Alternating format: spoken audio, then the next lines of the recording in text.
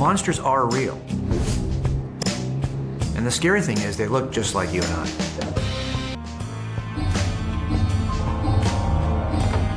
Behind the screams.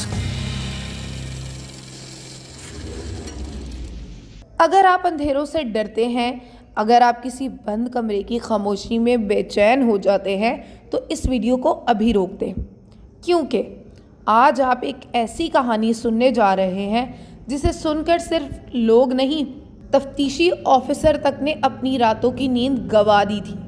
ये कहानी कोई अफसाना नहीं, कोई हॉलीवुड हॉरर स्क्रिप्ट नहीं, बल्कि एक जिंदा हकीकत है।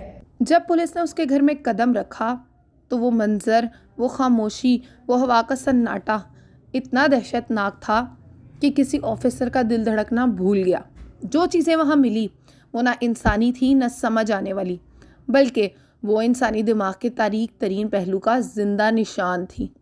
आज हम उसी शख्स के बारे में बात करने जा रहे हैं, एक ऐसे नाम के बारे में जो सुनकर लोगों ने बत्तियां बुझा दी और बच्चों को रात को सुलाते वक्त दरवाजे दोबारा चेक किए। ये कहानी कमज़ोर दिल वालों के लिए नहीं।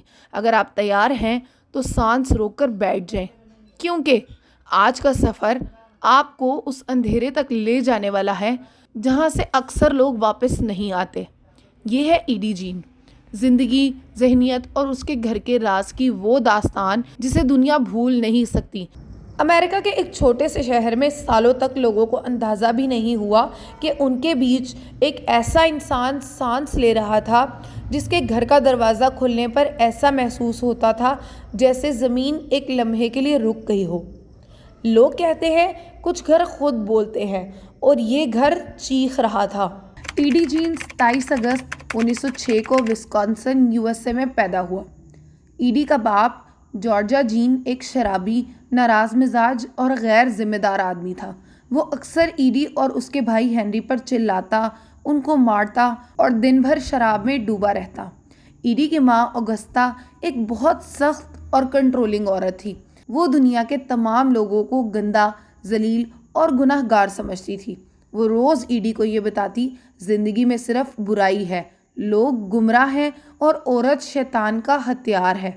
ईडी जिस घर में पैदा हुआ वहाँ प्यार, मोहब्बत, मुस्कुराहट कुछ नहीं था।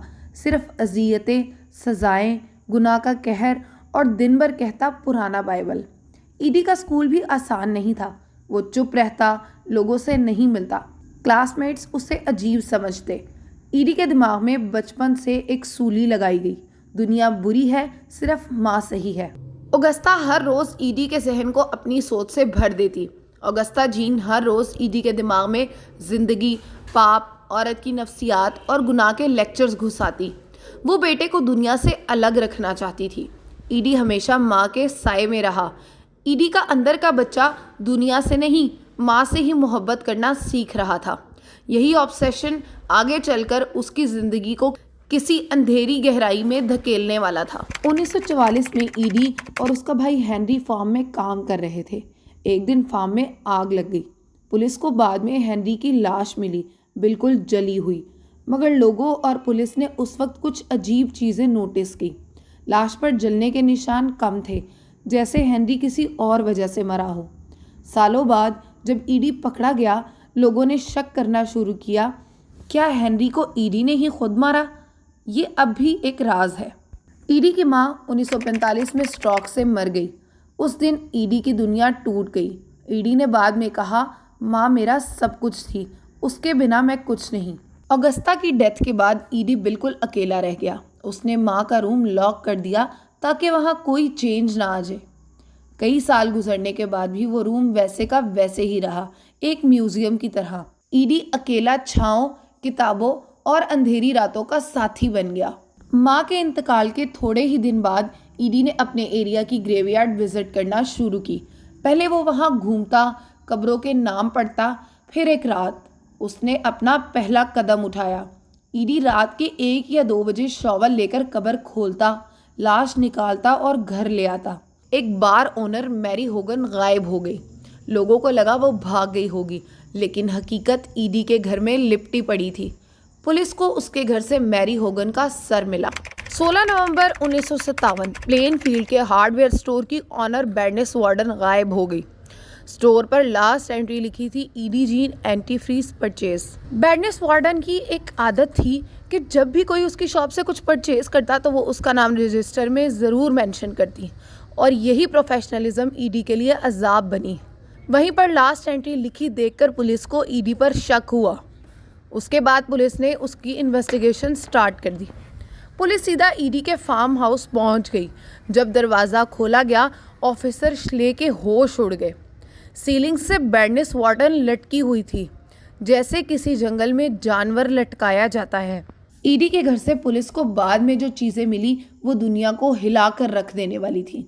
इंसानी चर्बी की बनी lamp shade, nose collection, nipples collection, human skulls converted into bowls, women's torso stitch like clothes, पर्दा और कपड़े इंसानी स्किन के बने हुए, लिप्स से बने पुल कॉर्ड्स, ह्यूमन हार्ट स्टोव के साथ रखा हुआ। ईडी अपने घर को लाशों से सजाए हुए था। ये सिर्फ 10% चीज़ें हैं जो मैंने आपको बताई हैं। इसके अलावा 90% और भी अशियाँ वहाँ पर मौजूद थी जो उस घर को एक नाइटमेयर बना देती थी। इंटेरोगेशन में ईडी ने सब कबूल कर लिया। मैं लाशें निकालता था, उन्हें घर लाता था, उनसे बात करता था। कभी कभी मैं उन्हें स्टिच करके एक सूट बनाता ताकि मैं माँ जैसा बन सकूं।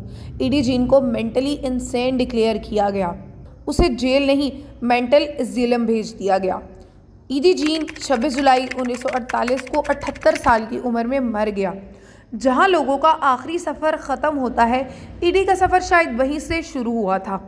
ईडी जीन की कहानी सिर्फ कत्ल की कहानी नहीं, ये एक टूटे हुए दिमाग, एक कंट्रोलिंग माँ और ज़िंदगी के तन्हा जज्बातों की कहानी है। अगर ईडी की माँ उसे दुनिया से प्यार करना सिखाती तो शायद दुनिया एक मॉन्स्टर देखने से बच जाती। इस कहानी का सबसे डरावना हिस्सा ये नहीं कि ईडी क्या करता था, बल्कि ये कि वो बिना दिखे, बिना आवाज़ सालों तक लोगों के बिल्कुल पास से गुजर रहा था और किसी को मालूम तक नहीं हुआ कि वो क्या कर रहा है।